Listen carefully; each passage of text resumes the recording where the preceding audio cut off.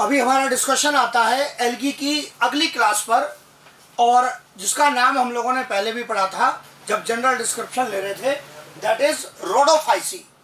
Rhodophyceae पहली class हम लोगों ने पढ़ी एल्गी में क्लोरोफाइसी, ग्रीन एल्गी। दूसरी क्लास हम लोगों ने पढ़ी एल्गी में फियोफाइसी, मतलब ब्राउन एल्गी। पूरा डिटेल डिस्क्रिप्शन उनका पढ़ा। और अब ये जो तीसरी क्लास यहाँ पर आती है वो है rhodophyceae, which are commonly known as red algae. जो कॉमनली क्या कहला रहे हैं? रेड एल्गी कहला रहे हैं। ये मुख्य रूप से मैराइन हैबिटेट में मिलते हैं, खारे पानी में, समुद्र वाले जो खारा पानी होता है, नमक वाला पानी, उसमें मिलते हैं। फिर मैंने बार बार कहता हूं, कंपेयर करता चलूंगा। ग्रीन एल्गी में कहा था कि मुख्य रूप से फ्रेश वाटर में मिलते हैं, ब्राउन एल्गी भी ज्यादातर मैरीन वाटर में थे, और रेड एल्गी भी ज्यादातर मैरीन वाटर के अंदर है, with greater concentration found in warmer areas. NCERT का पॉइंट, समुद्र के जिन क्षेत्रों में टेम्परेचर सुटेबल है, वार्मर का मतलब यहाँ ये नहीं है कि वो कोई खोलता हुआ पानी है, बॉईल कर रहा है ना। वार्मर का मतलब है जो अन्य ठंडे क्षेत्र हैं उनकी तुलना में, मतलब सामान्य के आसपास टेम्परेचर है वो। वार्मर कहने का ये मतलब नहीं निकालना है एनसीईआरटी का कि ये कोई बहुत गर्म पानी है, नहीं, ये मीनिंग नहीं है। तो ये जो वार्मर एरिया है, जो प्लांट के लिए सुटेबल है, उन एरियाज में ये ज्यादा पाए जाएंगे। तो समुद्र में मिलते हैं अधिकतर, और समुद्र के भी जो वार्मर एरियाज हैं उनमें अधिकतर पाए जाते हैं। अब हमने कहा कि मुख्य रूप से तो कैसे हैं ये? मैरीन वाटर में पाए जाने वाले एल्गी हैं। लेकिन क्या रेड एल्गी में कुछ ऐसे एग्जाम्पल हैं जो फ्रेश वाटर में पाए जाते हो? बिल्कुल। ये एक एग्जाम्पल ऐसे के ऐसे सटीक याद रखना है, और ये एग्जाम्पल है बैट्रेकोस्पर्मम। बैट्रेकोस्पर्मम ऐसी रेड एल्गी है जो कि फ्रेश वाटर में पाई जाती है। Batrachospermum is found in fresh water, fresh water में पाई जाने वाली रेड एल्गी है।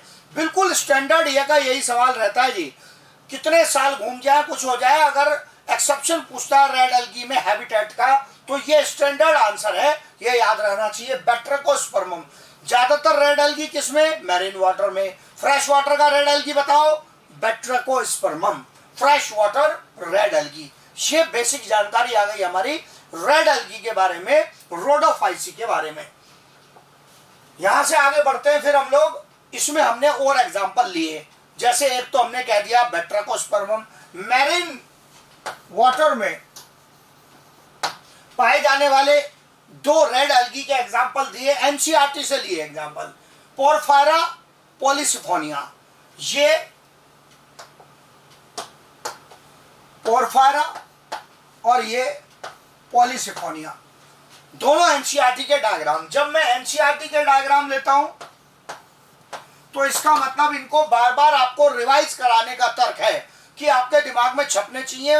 एक दो फोटो देकर कहीं कोई मैचिंग दे दे तो क्वेश्चन बनना चाहिए। ये पोरफायरा का डायग्राम दिया एनसीईआरटी ने, और ये ऐसा पत्ती जैसा जो स्ट्रक्चर दिख रहा है ये दिया है पॉलीसिफोनिया का। पॉलीसिफोनिया जो कि एक काफी एडवांस रेड एल्गी है, काफी एडवांस रेड एल्गी है। इसके पौधे जैसे स्ट्रक्चर से ही आपको पता चल रहा है कि ये काफी एडवांस रेड एल्गी है, पॉलीसिफोनिया।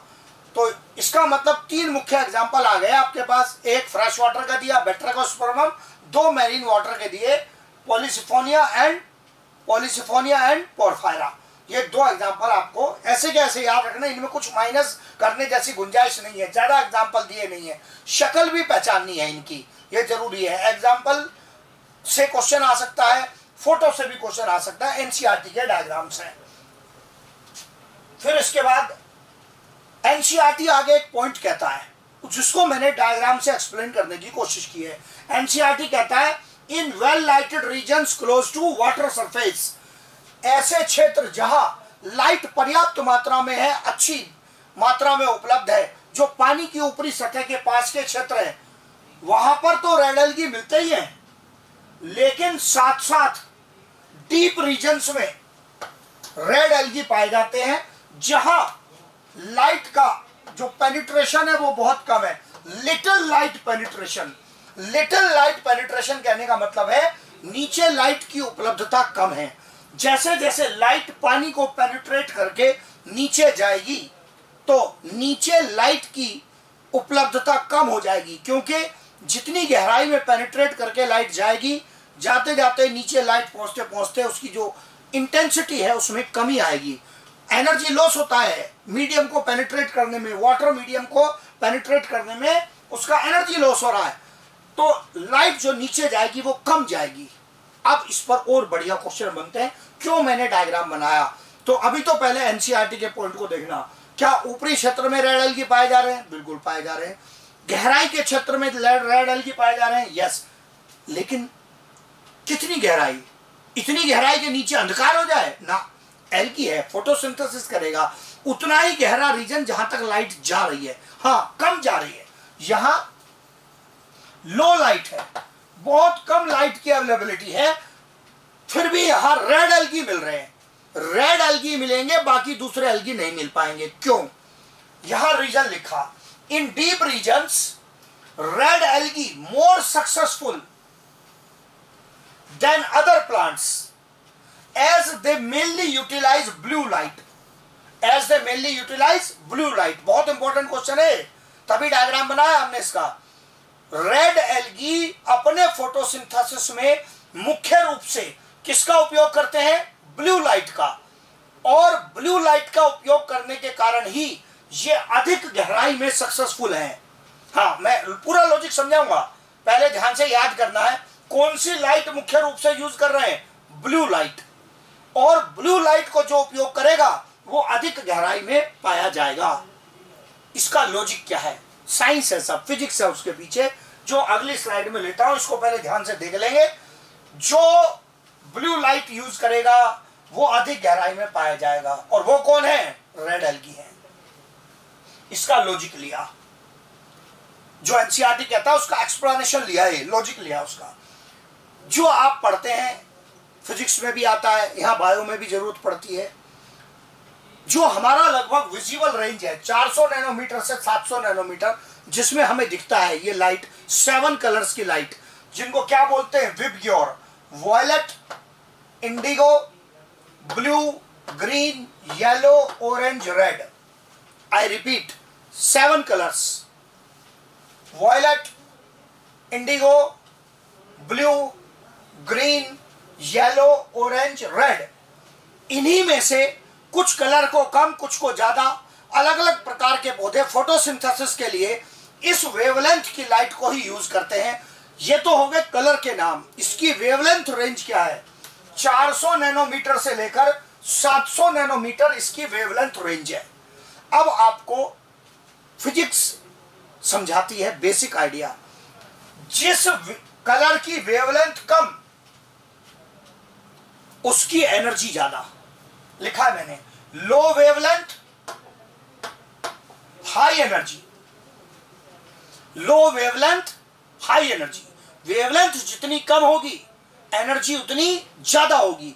लोअर वेवलेंथ के रेडिएशंस की एनर्जी ज्यादा होती है, और अगर लो वेवलेंथ की एनर्जी ज्यादा होगी तो उनकी पेनिट्रेशन पावर भी ज्यादा होगी। जबकि वेवलेंथ जितनी ज्यादा होगी उसमें एनर्जी कम होगी और उसकी पेनिट्रेशन पावर कम होगी। मतलब पानी में पेनिट्रेट करके रेड लाइट की नीचे जाने की एबिलिटी कम है और ब्लू की ज्यादा है। आप और क्वेश्चन कर सकते हैं। मैं ये वॉयलेट, इंडिगो की बात क्यों नहीं कर रहा हूं? क्योंकि इनको पौधा ज्यादा एब्जॉर्ब भी नहीं कर रहा है और इनके नाम से सवाल बनता नहीं है। अगर आप देखेंगे डेली लाइफ में तो ये इंडिगो क्या है? ये इंडिगो है वो कपड़े में लगाने वाला नील जो होता है, उसका कलर देखने में ब्लू के लगभग आसपास ही है। इसलिए क्वेश्चन में आपको इंडिगो अलग से लिखा हुआ नहीं मिलता है, वो पूरे को मिलाकर ब्लू बोल देता है। तो इसका मतलब ये जो ब्लू लाइट है जिसमें इंडिगो और आसपास के कलर भी आ जाएंगे, इसको रेड एलगी ज्यादा उपयोग कर रहे हैं। ऊपर के पॉइंट पे ध्यान देना, red algae mainly utilise which light? Blue light. फिर सर वो दिखता तो रेड है, फिर साइंस लगेगी। जो रेड दिखेगा वो रेड को एब्जॉर्ब नहीं कर रहा है ज्यादा, वो रेड को रिफ्लेक्ट कर रहा है। कलर वो दिखता है जो रिफ्लेक्ट हो, वो यूज थोड़ी ज्यादा हो रहा है। So if red algae appear red, they mainly reflect red light. I repeat, red algae appear red. It means they mainly reflect red light. क्योंकि हमें रेड दिख रहा है, इसका मतलब वो वहां से रिफ्लेक्ट होकर आया है। इसका मतलब उन्होंने रेड का मुख्य उपयोग नहीं किया, वो रेड के ऊपर निर्भर नहीं है। उन्होंने ज्यादा जो एब्जॉर्प्शन किया है और यूज किया है वो है ब्लू लाइट का। जो ब्लू लाइट को ज्यादा उपयोग करेगा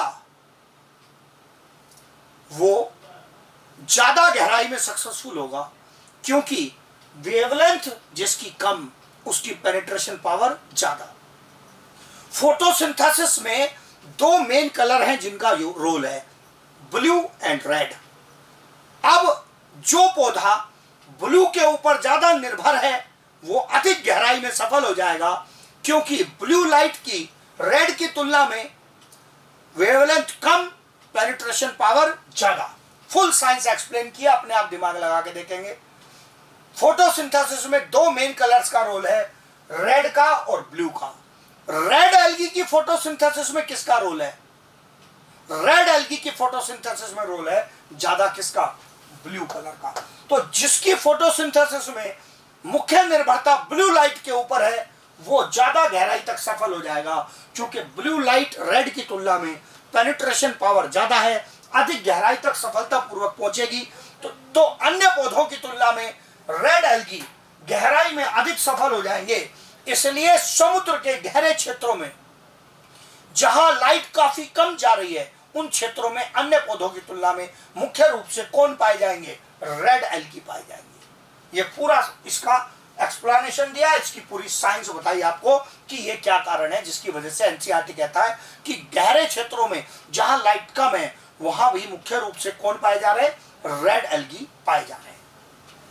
फिर उसके बाद अगला पॉइंट आया डिस्कशन में इनके स्ट्रक्चर का। जो स्ट्रक्चर है रेड एल्गी का वो मुख्य रूप से मल्टी सेल्यूलर है। थैलस शब्द का मीनिंग कई बार बता चुका हूं। ऐसे प्लांट स्ट्रक्चर, एल्गी भी है तो एक प्रकार के प्लांट ही, बहुत सिंपल प्लांट है। ऐसे सिंपल प्लांट स्ट्रक्चर जिसमें वेल डिफाइंड रूट्स, स्टेम और लीव्स ना हो, उसी को क्या कहते आ रहे हैं हम लोग? थैलस। तो इनका जो थैलस है वो मल्टी सेल्यूलर है और जिसकी कॉम्प्लेक्स बॉडी ऑर्गेनाइजेशन है। आप देख लो कॉम्प्लेक्स बॉडी ऑर्गेनाइजेशन अभी दिखाया था पॉलीसिफोनिया में, पत्ती जैसा स्ट्रक्चर, पूरी टहनी जैसा स्ट्रक्चर दिखाई दे रहा था। तो प्लांट की तरह कॉम्प्लेक्स बॉडी ऑर्गेनाइजेशन दिखाई दे रहा है। इसमें एक्सेप्शन आ गया यहां पर, porphyridium. Porphyridium is a unicellular red algae. Porphyridium एक यूनिसेल्यूलर रेड एल्गी है। ब्राउन एल्गी में कोई यूनिसेल्यूलर का नाम नहीं लिया था। ग्रीन एल्गी में यूनिसेल्यूलर थे, जैसे क्लेमाइडोमोनास, क्लोरेला, या फिर एक एग्जांपल, केवल एक ही याद रखना, इससे बाहर नहीं जाना है। पोरफायरिडियम यूनिसेल्यूलर रेड एल्गी है। फिर और एक्स्ट्रा पॉइंट आ गया इनकी सेल वॉल के बारे में।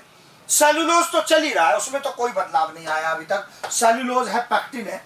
उसके अतिरिक्त जो नया पॉइंट आया है वो है पॉलीसल्फेट एस्टर्स का। पॉलीसल्फेट एस्टर्स एक प्रकार के एस्टरिक कंपाउंड्स हैं और ये रेड एल्गी की सेल वॉल में पाए जाते हैं। डायरेक्ट सवाल बनता है कि पॉलीसल्फेट एस्टर रखने वाली एल्गी कौन सी है? पॉलीसल्फेट एस्टर रखने वाली एल्गी है रेड एल्गी। कहां पाया जाता है इनमें? सेल वॉल में।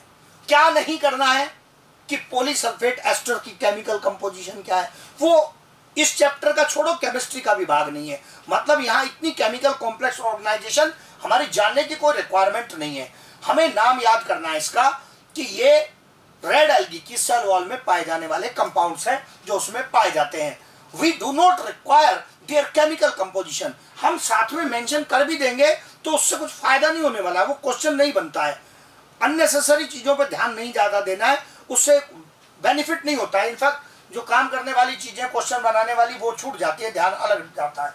तो इसका मतलब यहाँ पर ये जो पॉलीसल्फेट एस्टर्स हैं, ये नया पॉइंट आया। सेल्यूलोज, पैक्टिन पहले से चले आ रहे हैं। तो 3 पॉइंट हो गए यहाँ पर इस पॉइंट के, जो आपके सामने स्लाइड बोर्ड पर है, जिसमें आप नोटिस कर रहे हैं अधिकतर क्या मल्टी सेल्यूलर, यूनिसेल्यूलर है कोई पॉलीपोरफायरिडियम, ये यूनिसेल्यूलर रेड एल्गी है। ये जो पोरफायरिडियम है unicellular red algae porphyridium, porphyridium unicellular red algae, और फिर उसके अलग यहां पर ये पॉलीसल्फेट एस्टर्स का पॉइंट आ गया। ये 3-4 पॉइंट है जो यहां पर आपको इस स्लाइड से जानकारी मिली है। फिर इसके बाद आता है डिस्कशन पिगमेंट्स का। क्या क्लोरोफिल ए चला रहा है लगातार? बिल्कुल, हर बार कह रहा हूं क्लोरोफिल ए सब में है। क्या बीटा कैरोटीन सब में है? यस, इनमें कुछ नहीं बदलेगा। So chlorophyll A and beta carotene are part of all algae. कौन बदला? Chlorophyll D. ये नया पॉइंट आ गया आपका। फिर कंपेयर करूंगा, आप जरा बिना देखे खुद याद करने की कोशिश करें।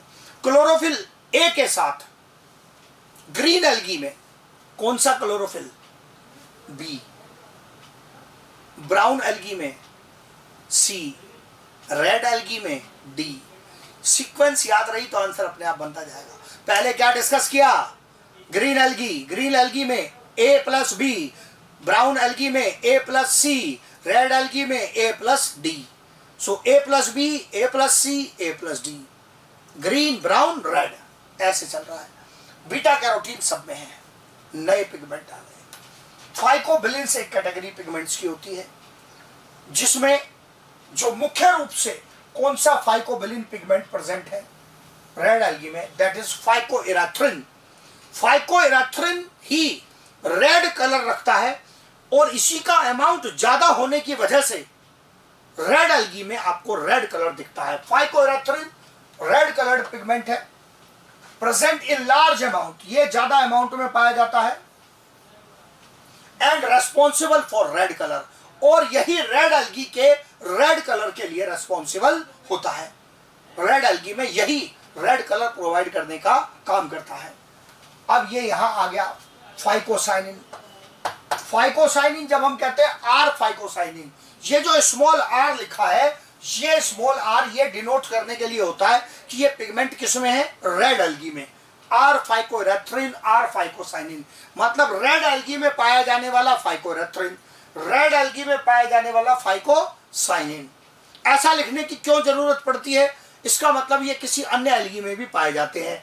तो फाइकोइरेथ्रिन वो फाइकोइरेथ्रिन जो रेड एल्गी में पाया जाता है, वो फाइकोसाइनिन जो रेड एल्गी में पाया जा रहा है, आर फाइकोसाइनिन। इसका कलर कैसा है? इसका ब्लू कलर है, लेकिन ये हमें दिख क्यों नहीं रहा है? Small amount. ब्लू कलर वाला जो पिगमेंट है वो काफी स्मॉल अमाउंट में पाया जाता है। फोटोसिंथेसिस में रोल तो रखेगा, लाइट को एब्जॉर्ब करेगा, फोटोसिंथेसिस कराने में हेल्प करेगा, लेकिन अपीयरेंस पर आपको उसका प्रभाव यहां दिखाई नहीं दे रहा है। इसका मतलब यहां पर ये जो पिगमेंट्स आ गए, याद करने के नए point, chlorophyll D, are phycoerythrin responsible for red color and small amount of R phycocyanin also present। ये पिगमेंट्स की जानकारी आ गई रेड एल्गी के बारे में। फिर पॉइंट आता है फोटोसिंथेसिस करेंगे ये पिगमेंट की सहायता से, तो उससे क्या तैयार करेंगे? भोजन तैयार करेंगे। तो पहले से ही जैसा चला आ रहा है कि भोजन किस रूप में स्टोर हुआ, वो कंपाउंड बताओ।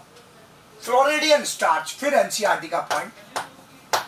फ्लोरिडियन स्टार्च नामक कंपाउंड है जो स्टोर्ड फूड है रेड एल्गी का। फ्लोरिडियन स्टार्च एनसीईआरटी लिखता है very similar to amylopectin and glycogen. ये एमाइलोपेक्टिन और ग्लाइकोजन से काफी मैच करते हैं। अब फ्लोरिडियन स्टार्च में इसका मतलब एक बात तो पक्की होगी कि ये एक प्रकार के कॉम्प्लेक्स शुगर है, पॉलीसैकेराइड है।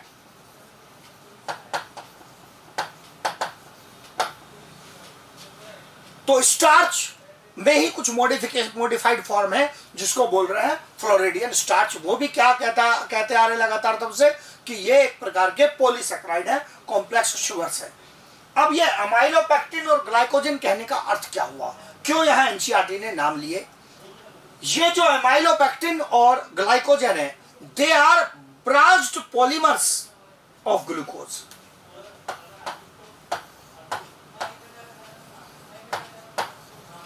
branched polymers of glucose. ये ग्लूकोज के ब्रांच्ड पॉलीमर है। पॉलीमर कहने का मतलब क्या होता है, बहुत सारी सैकड़ों, कई सौ, हजारों यूनिट ग्लूकोज की जुड़ती है आपस में और तब लॉन्ग मॉलिक्यूल बनता है। और मॉलिक्यूल सीधा नहीं बन रहा, उसमें ब्रांचिंग हो रही है, उसके अंदर ब्रांचिंग हो रही है। मतलब एक बड़ा मॉलिक्यूल बना और उसके अंदर ब्रांचिंग हो रही है, उसके अंदर ब्रांचिंग हो रही है, इस प्रकार की ब्रांचिंग है।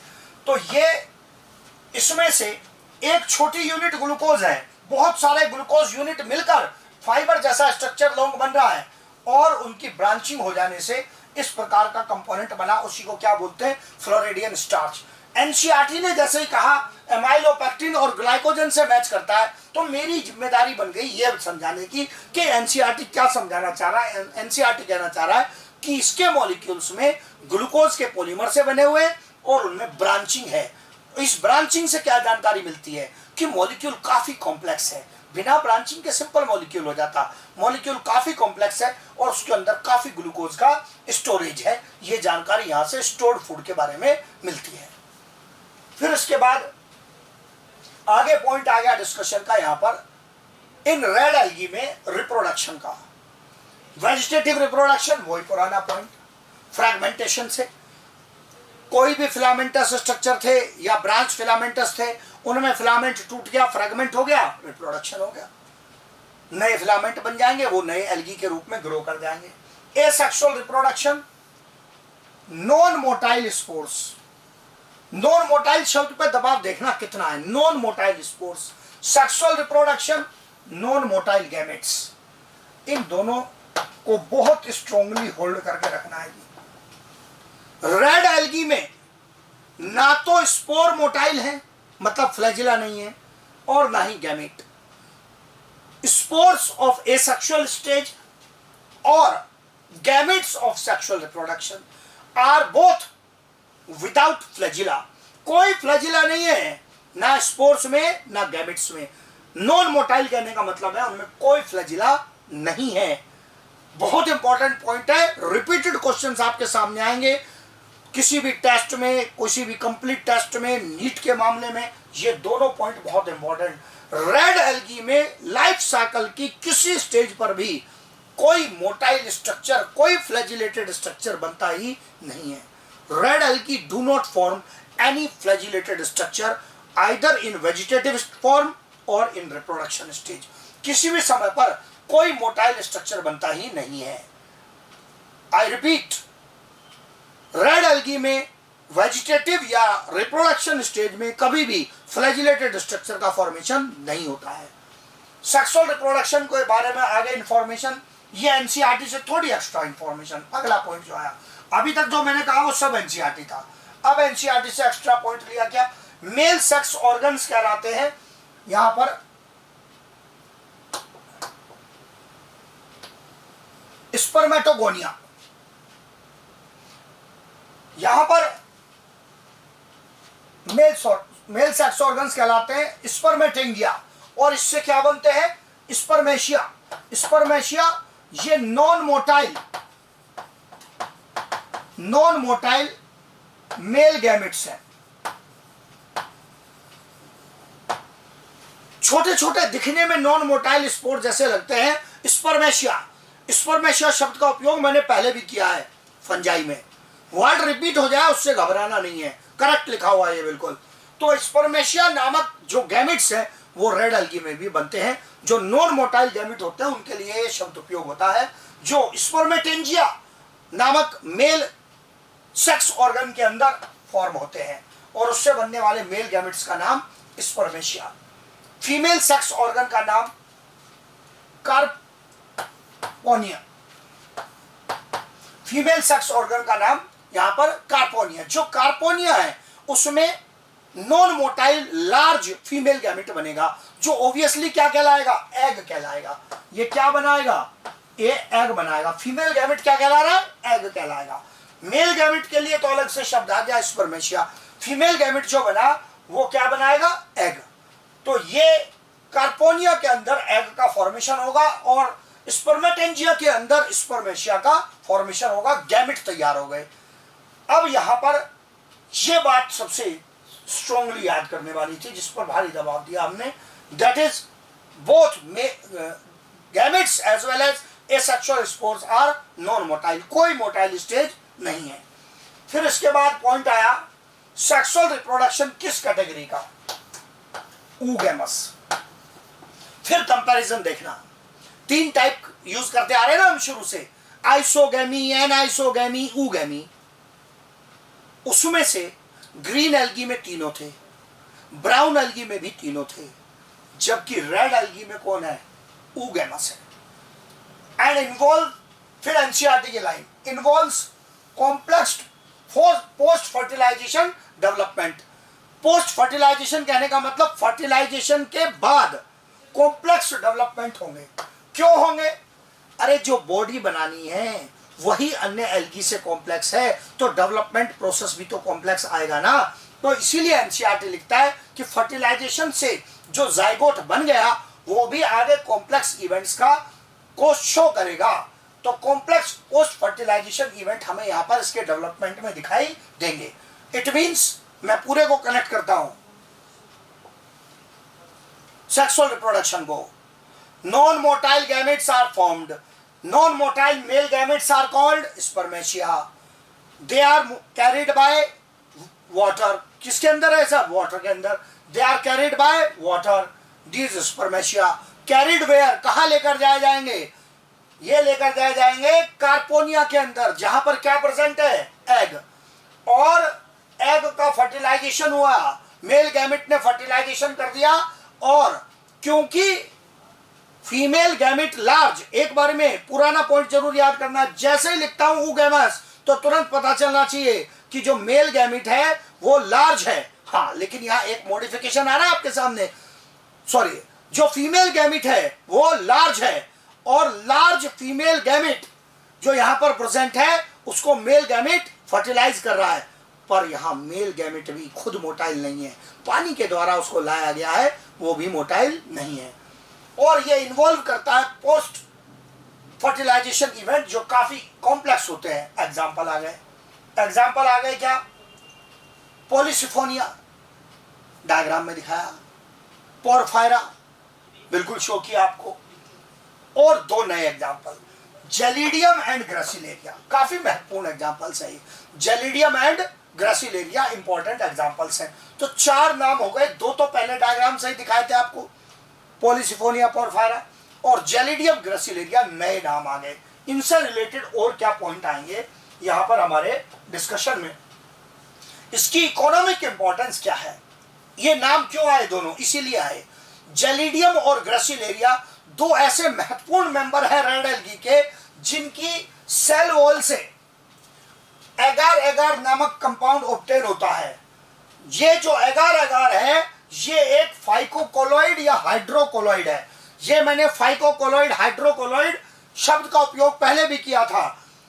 फाइको मतलब एल्गी, एल्गी की सेल वॉल से उपलब्ध कोलॉइडल कंपाउंड या गुड वाटर होल्डिंग रखने वाला कोलॉइडल कंपाउंड ऑब्टेन होता है। कोलॉइडल कंपाउंड की प्रॉपर्टी बताई थी, जिसका साइज होता है, पार्टिकल साइज होता है सॉल्यूशन वाले से बड़ा और सस्पेंशन वाले से छोटा, उसको आप कोलॉइड बोलते हैं। इनकी लार्ज वाटर होल्डिंग कैपेसिटी है, इस वजह से ये क्या बनाते हैं, ये बनाते हैं जेल लाइक मटेरियल। ये जो एगार एगार होता है ये दिखने में आटे जैसा पाउडर होता है, और इस आटे जैसे पाउडर को गर्म पानी में घोल देते हैं। तो शुरू में तो ये लिक्विड रहता है, पर जब इसको जमा देते हैं तो ये जेल जैसा स्ट्रक्चर बना देता है। इसी जेल जैसे स्ट्रक्चर बनाने के कारण इसके मल्टीपल उपयोग हैं। एक बड़ा जो उपयोग है वो है preparing growth medium for microbes. Laboratory में जो हम बैक्टीरिया फंजाई को ग्रो करते हैं, एक सुटेबल मीडियम के ऊपर न्यूट्रिएंट मिक्स करके, वो मीडियम एक जेल टाइप मीडियम होता है। तो वो जेल कैसे बनाया गया है, उस जेल को बनाने का यही तरीका है, एगार नामक पाउडर लो और उसको गर्म पानी में मिक्स कर दो, इसको ठंडा होने दो, ये जम जाएगा। इसी में न्यूट्रिएंट मिक्स कर दोगे तो बैक्टीरिया फंजाई वगैरह की ग्रोथ के लिए न्यूट्रिएंट मीडियम तैयार हो जाएगा। लेकिन ये जेल टाइप न्यूट्रिएंट मीडियम बनाने के लिए कौन सा पाउडर चाहिए, एगार एगार। ये एगार एगार नामक पाउडर कहां से ऑब्टेन हुआ, from cell wall. Of red algae. कौन से red algae? Gelidium and gracilaria. एकदम याद करने आसान है, ये भी जी से है, ये भी जी से है, तो इसका मतलब यहां पर जेलिडियम एंड ग्रेसिलेरिया ये दोनों एगार एगार प्राप्त करने के लिए इनको यूज किया जाता है। जेल लाइक मटेरियल तैयार हो गया ये। साथ में ये आइसक्रीम्स में भी इसका उपयोग होता है। एनसीईआरटी कहता है आइसक्रीम्स बनाने में, जेलीज बनाने में। कारण वही है कि ये जेल टाइप मटेरियल है और इसलिए इसमें भी इसका उपयोग होता है। और आइसक्रीम में नाम आ गया, इसका मतलब कि ये कोई पॉइजनस मटेरियल नहीं है। जेल टाइप बनाने में, इसका खाने के पदार्थ के उपयोग में भी इसका उपयोग संभव है। तो ये कहानी आ गई किसके उपयोग की? जेलिडियम ग्रेसिलेरिया के कंपाउंड की, दैट इज एगार एगार। फिर उसके बाद अगली इकोनॉमिक इंपॉर्टेंस आ गई कॉन्ड्रस क्रिस्पस। कॉन्ड्रस क्रिस्पस भी एक रेड एल्गी है। इसको कॉमनली बोलते हैं Irish moss. It is commonly called Irish moss.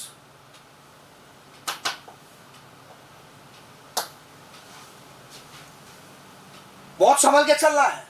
क्या है ये? ये कोई मॉस प्लांट है ना? क्या है? Red algae. कॉमनली क्या नाम है इसका? Irish moss. क्यों इस पर इतना दबाव दे रहा हूं? सवाल पूछा जाता है कि मॉस भी एक कैटेगरी है प्लांट्स की, ब्रायोफाइट में पढ़ोगे तो आपसे पूछता है फॉल्स मॉस बताओ, कौन सी मॉस है जो एक्चुअल मॉस नहीं है, फॉल्स मॉस है। आंसर देता है कॉन्ड्रस क्रिस्पस, क्योंकि ये दिखने में मॉस के जैसे लग रही है लेकिन, और इसलिए नाम रख दिया आयरिश मॉस, लेकिन है क्या ये वास्तव में? एक रेड एल्गी है। फिर आया एनसीईआरटी के लेवल का पॉइंट।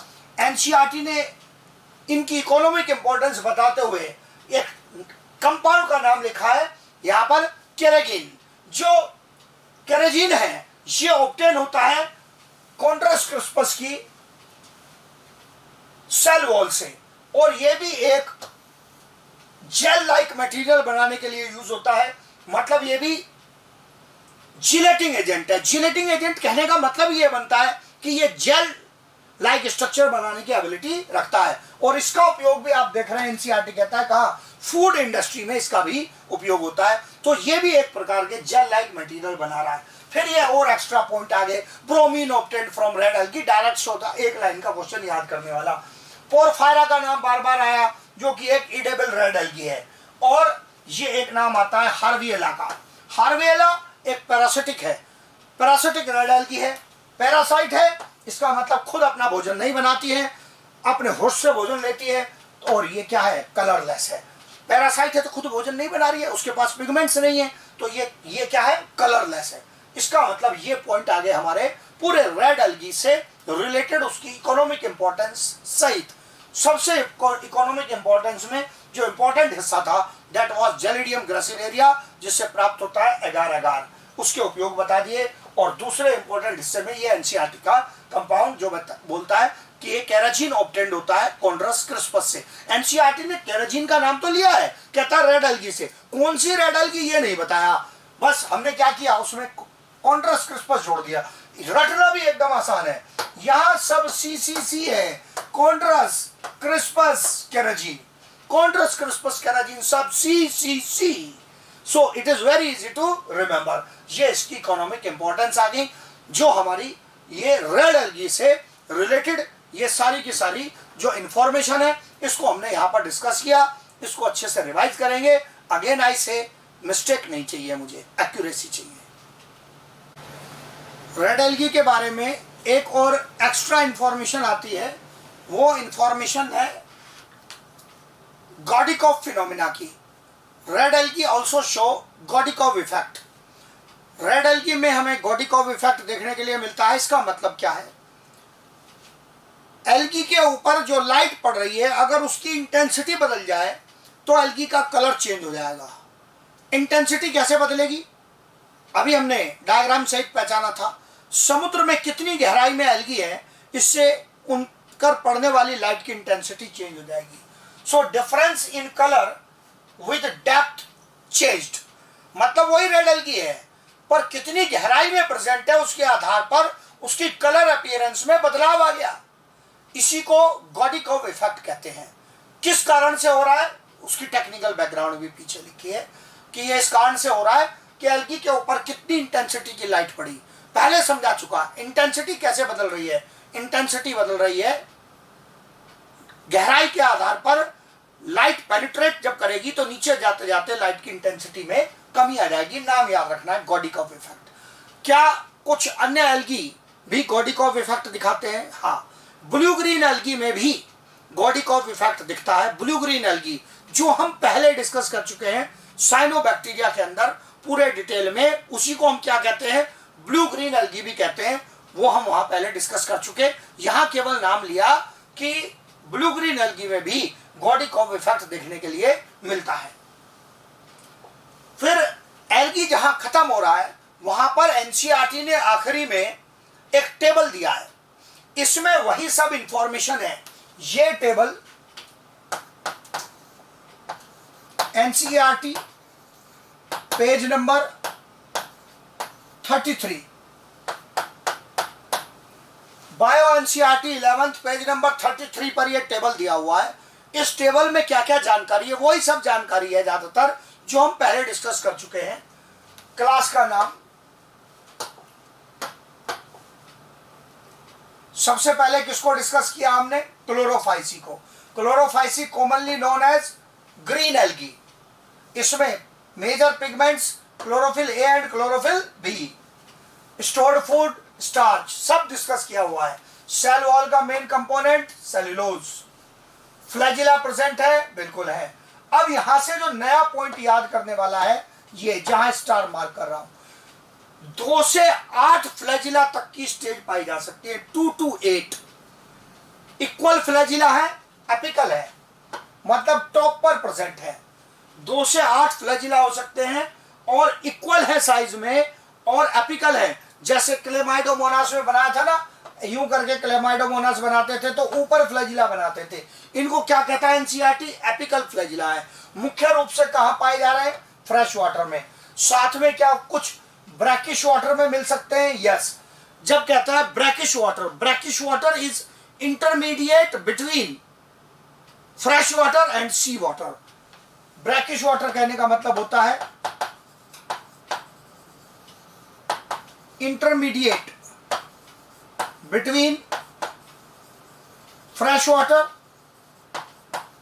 And marine water.